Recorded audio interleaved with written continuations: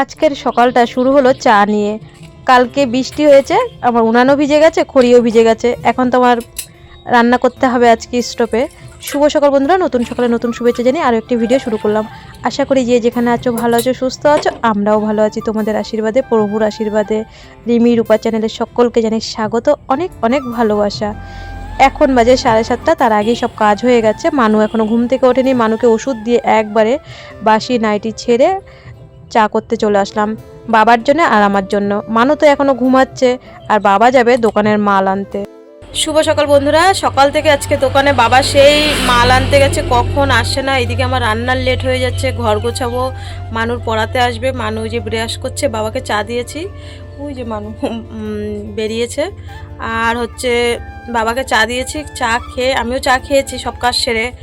আর সেই সকাল থেকে মানে রান্না বসানোর একটু ফেনা ভাত করবো, আলু সিদ্ধ, আতপ চালের ফেনা ভাত করবো। তারপরে দুপুরে রান্না করবো সেই কালকে যে মোচাটা ছুলে রেখেছিলো, মোটা করব। আর সেই সকাল থেকে দোকানদারি করেই যাচ্ছি। ওইদিকে ঘরের দিকে আমার কাজের লেট হয়ে যাচ্ছে। এইদিকে যাবো না ওইদিকে যাবো। সকাল থেকে যদি দোকানে বসে, সকালবেলা ঠাকুরের আশীর্বাদে মানে সবাই চা চিনি বিস্কুট নিতে আসে। সকালবেলাটাই ডিম যে যেরকম রান্না করবে, ডাল, সকালবেলাটাই এই মানে 8টা 9টা অবধি, 10টা অবধি মানে বেচা কেনার চাপ থাকে। তারপরে আস্তে আস্তে একটু একটু করে বেচা কেনার চাপটা কমে 10টা অবধি। আর ঠিক বাবা সেই সময় মাল আনতে চলে গেছে, পুরো আমার উপরে দোকানের দায়িত্ব। এই দোকান চালাতে গিয়ে ওইদিকে আমার লেট হয়ে যায়। তা মানুকে আবার ডাক দিলাম, এখান থেকে চেঁচিয়ে ডাক দিলাম। মানু ওর তা উঠে ব্রাশ করলো। আমি এখন গিয়ে বিছানা গুছাবো, দোকান দেখবো আর বিছানা গুছাবো, ভাত বসাবো, ওকে পড়াতে চলে আসবে আবার তাড়াতাড়ি। মানু উঠে ব্রাশ করে দেখছি ও বিছনা গুছাতে এসছে। দেখো ওর বিছনা গুছানো তোমরা একটু দেখো, একবার ওই মাথায় যাচ্ছে, একবার এই মাথায় আসছে, এই করছে। ও বলছে মা আজকে তোমার বিছানা গোছাতে হবে না, আমি গুছাচ্ছি। আমি বলছি দেখ তুই বিছানা গুছা। তো দেখো এই বিছানা গুছানো দেখে হাসি পাচ্ছে। আর যখন আমি ভিডিও করেছি তখনও হাসছি, এখন ভয়েস দিচ্ছি এখনও হাসছি। তাই বললাম ঠিক আছে তাহলে তুই গুছা, আমি ওইদিকে যাই ভাতটা বাড়তে, কারণ মানুকে আবার পড়াতে চলে আসবে সকালবেলা। আর আজকে রান্না করেছিলাম সকালবেলা, মা আতপ চাল দিয়ে গেছিলো, আমাদের ক্ষেতের আতপ চাল, বাড়ির সেই আতপ চালটার ফেনা ভাত আর আলু সিদ্ধ ঘি, এই হচ্ছে সকালবেলা। আমি বলছি কি যে আগের দিন দিদা রান্না করেছিল, কিন্তু আমি খেতে পারিনি। আর আজকে আমি তাহলে একটু রান্না করি। এইদিকে দেখো মানুকে পড়াতে চলে এসছে, আর আকাশটা আস্তে আস্তে অন্ধকার হচ্ছে। যত জামা কাপড় ছিল বাইরে আমি তাড়াতাড়ি তুলে ফেললাম, কারণ হট করে যদি বৃষ্টি আসে তো আমার মুখের যেই কথা সেই কাজ, হঠাৎ যদি বৃষ্টি আসে।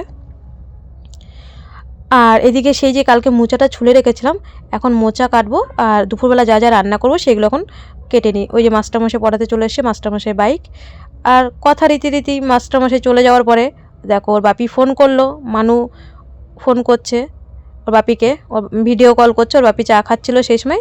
তোমাদেরকে বলছে বাপি হাই করো সবাইকে, ভিডিওতে তোমাকে সবাই দেখবে, অনেক দিন হয়ে গেল তোমাকে দেখে না ভিডিওতে।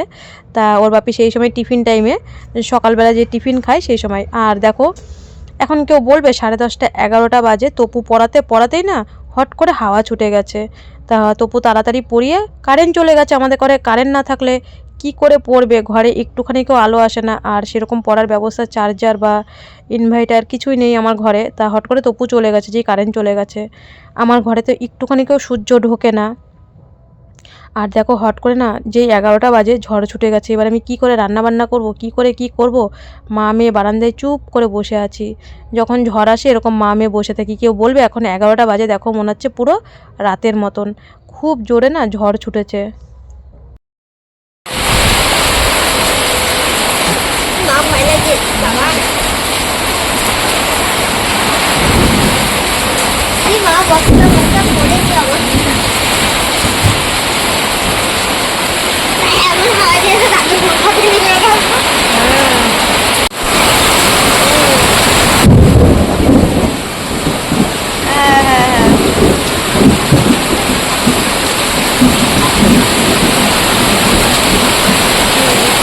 বন্ধুরা আজকে দেখলে তো, আমাদের ভিডিওতে দেখলে এখানে এত মানে ঝড়। অভিজিৎ ভাই তো ভেলুরে চেক আপে গেছে, ভাইয়ের বিএমটি হয়েছে জানো। ভাই ভিডিও দেখে মানু আবার ভিডিও করে পাঠিয়েছে, ভাই আবার ভিডিও কল করে দেখলো, ওখানে পুরো একদম ফর্সা, মানে ভালো আর কি কি মানে ভালোই গরম। তারপর ওর বাপি ব্যাঙ্গালোরের থেকে ভিডিও কল করলো যখন ঝড় বৃষ্টি হচ্ছিল। আর সেই যে কারেন্ট গেছে, কারেন্ট তো আর আসেইনি। আমি সেই রান্নাঘরে এত বৃষ্টি, উনানে তো রান্না করতে পারিনি 2 দিন ধরে। হ্যাঁ কালকে বিকাল থেকে গ্যাসে রান্না করছি, উনানে রান্না করতে পারিনি, সব খড়ি ভিজে গেছে, উনানটাও ভিজে গেছে, এখনও তো উপরে চালা দেওয়া হয়নি, শুধু একটা প্লাস্টিক টাঙানো। তা হচ্ছে কারেন্ট চলে গেছে, ওই ফোনও চার্জ নেই, শুধু কোনো রকম ভিডিওটা পোস্ট করেছি, তারপরে তো কারেন্ট এসছে পরে, আর ভিডিও করতে পারিনি। আমাদের বাড়ির পাশে বিয়ে হচ্ছে, আগের বৃহস্পতিবার দিন ছোট ছেলের বিয়ে হয়েছে, আর আজকে বৃহস্পতিবার বড় ছেলের বিয়ে হয়েছে, রবিবার দিন বউ ভাত, সারাদিন বাজনা বাজছে। বিকালবেলা যেই একটুখানি কারেন্ট আসে মাইক চালায়, কারেন্ট তো থাকে না। তারপরে মানুর পড়া ছিল আজকে, তা সমর্থ আবার বললো যে 7টায় পড়া ছিল, তাড়াতাড়ি চলে এসেছিলো, বিকালবেলায় চলে এসেছিলো পড়াতে, যেই কারেন্ট এসছে। আমি বললাম দাদা কারেন্ট এসছে, তোমার যদি স্কুল থেকে ছুটি হয়ে যায়, আর মাধ্যমিক পরীক্ষা তাড়াতাড়ি বাড়ি চলে আসে এখন দাদা, আর আজকে মাধ্যমিক পরীক্ষা শেষ হলো। আমি বললাম যদি কারেন্ট চলে যায়, আমাদের বাড়ি তো কারেন্টের কোনো ব্যবস্থা নেই, তাহলে তখন সমর্থা বললো ঠিক আছে আমি তাহলে চলে আসি। তারপরে মানুকেও 4টের সময় পড়াতে চলে এসেছিলো, সেই কারেন্ট এসে 4টের সময় মাছ এনেছিল, মাছ আর রান্না করতে পারিনি, আজকে আমরা দুপুরবেলা খেয়েছি। তাও মানুকে ওই ঝড় বৃষ্টি যেই কমেছে আমি তাড়াতাড়ি রান্না করতে গেছি, গরম গরম মুচার বড়া দিয়ে আর মুচা ঘন্ট দিয়ে ভাত খেয়েছি, আর মাছটা এই কেবল রান্না করে ভাত খেয়ে এসে তারপরে দিচ্ছি। কারণ তোমাদের সাথে অরিজিনাল ভয়েসে কীভাবে কথা বলবো, মাইক বাজছে জানোই, মাইক বাজলে ভিডিও করা যায় না, অরিজিনাল ভয়েস দেওয়া যায় না। আর হচ্ছে ব্যান্ডপাটি বাজনা বাজছে, ছেলের বিয়ে, এই ছেলে বিয়ে করতে গেল, বনগাঁয় বিয়ে হচ্ছে, আমাদের নিমন্ত্রণ ছিল, সবাই জল ভরতে গেছে, শুধু আমিই যাইনি। ছোট ছেলের বিয়েতেও সবাই জল ভরতে গেছে, শুধু আমিই যাইনি, কারণ আমি গেলে ওর মন খারাপ হবে। মা আনন্দ করতে পারে ঘরে কোনোদিন মেয়েকে থুয়ে। তারপরে বউ ভাতে রবিবার দিন নিমন্ত্রণ, বরযাত্রীও নিমন্ত্রণ ছিল, বাবারে বললাম তুমি যাও, বাবাও যায়নি। বউ ভাতে রবিবারে নিমন্ত্রণ, আমরা কেউ যাবো না, আমাদের একদম বাড়ির পাশের বাড়িতে, হ্যাঁ অনেক বড় করে বিয়ে হচ্ছে, 2 ভাইয়ের বউ ভাত হবে রবিবার দিন, তাও আমরা কেউ যাব না। তা আমার হচ্ছে তোমরা দেখেছো ঘরে আলো ছিল না, আমার দাদা একটা ব্যাটারি দিয়েছিল, মানে ছোট মোটর, ওটা চার্জ দিয়ে রাখতাম বন্ধুরা। হচ্ছে ওই আমার হচ্ছে একটা চার্জার ছিল, চার্জার না একটা ব্যাটারি ছিল, দুটো লাইট জ্বলতো, মানুষ পড়া হয়ে যেত, চার্জ দিয়ে রাখতাম।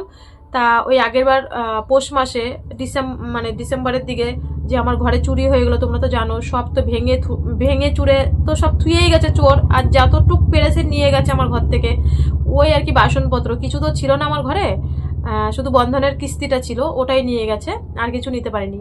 তো একটা মোটর ছিল, ওটা চার্জ দিতাম, দুটো লাইট জ্বলতো, ওইটাও নিয়ে গেছে।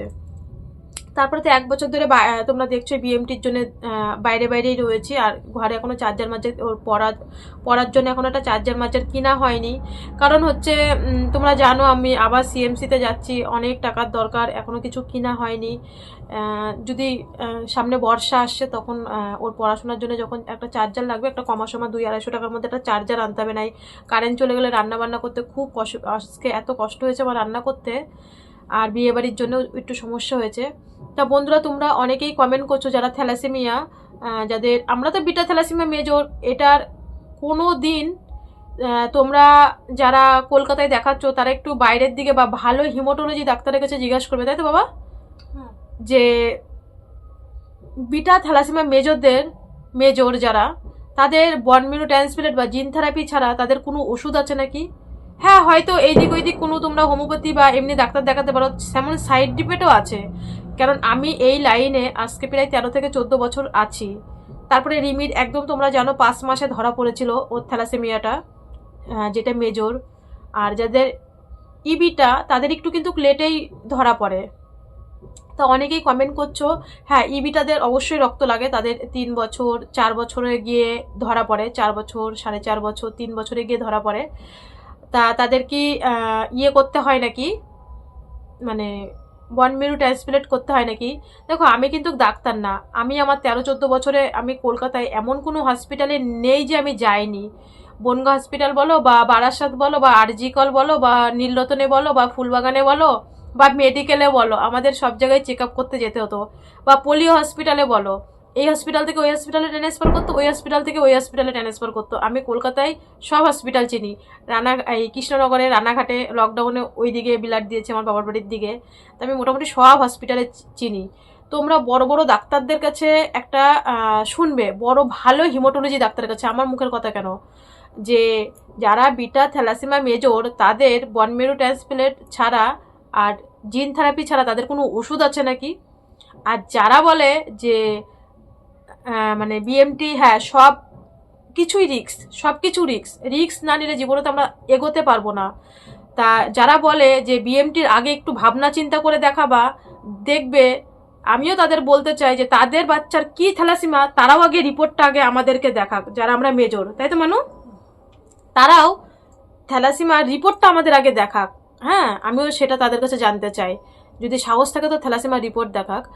আর ইবিটাদের দেখো, আমি যতগুলো পেশেন্ট আমার চোখের সামনে পড়েছে ইবিটা, বারাসাত হসপিটালেই বলো বা আমি যেখানেই গেছি, বা নীলরতনেই বলো, কারণ আমি 5 মাসের থেকে আজকে এতগুলো বছর আমি এর সাথে লড়াই করে যাচ্ছি, প্রায় 14 বছরের কাছাকাছি আমি লড়াই করে যাচ্ছি, তাহলে আমি কিন্তু একটু হলেও জানি।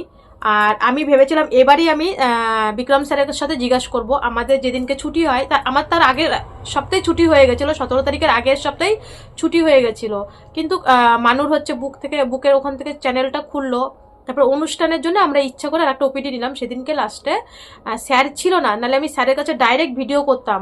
আমরা যে 9 তারিখে যাচ্ছি, 11 তারিখে রিমির অ্যাপার্টমেন্ট আছে, আমি সেদিনকে যদি সময় পাই, যদি দেখো আমাদের পিছন দিয়ে যারা ভেলুর সিএমসিতে যায় তারাই জানে যে কেমন পেশেন্ট থাকে, 1 মিনিট কি 2 মিনিট দেখে। আমি তাও স্যারকে জিজ্ঞাসা করবো যে স্যার, যাদের ইবিটা তাদের কি বন মেরু ট্রান্সপ্লান্ট করতে হবে, স্যার কি বলে না বলে, যদি স্যার ভিডিও করতে দেয় অবশ্যই আমি ভিডিও করব। আর আমার যতদূর সম্ভব মনে হয়, কারণ আমরা যারা বারাসাতে একসাথে রক্ত দিতাম, কোয়েল, তারপরে মানু, আর কি নাম, বৈশাখী, ওদের এখন রক্ত দিতে হচ্ছে না, কারণ ওরা হচ্ছে তারপরে লক্ষ্মী গায়িকাটা এই বিনীতার সাথে পড়ে, ওরা হচ্ছে ইবিটা মানে মেডিকেল থেকে কি ওষুধ দিচ্ছে, থ্যালাডোমাইড ওষুধটা দিচ্ছে, ওইটা খাওয়াতে যাদের বিটা তাদেরই কাজ করবে, তাহলে আবার বিটা থ্যালাসিমা যাদের মানুর মতন যারা বিটা থ্যালাসিমা মেজর তাদের কিন্তু কাজ করবে না।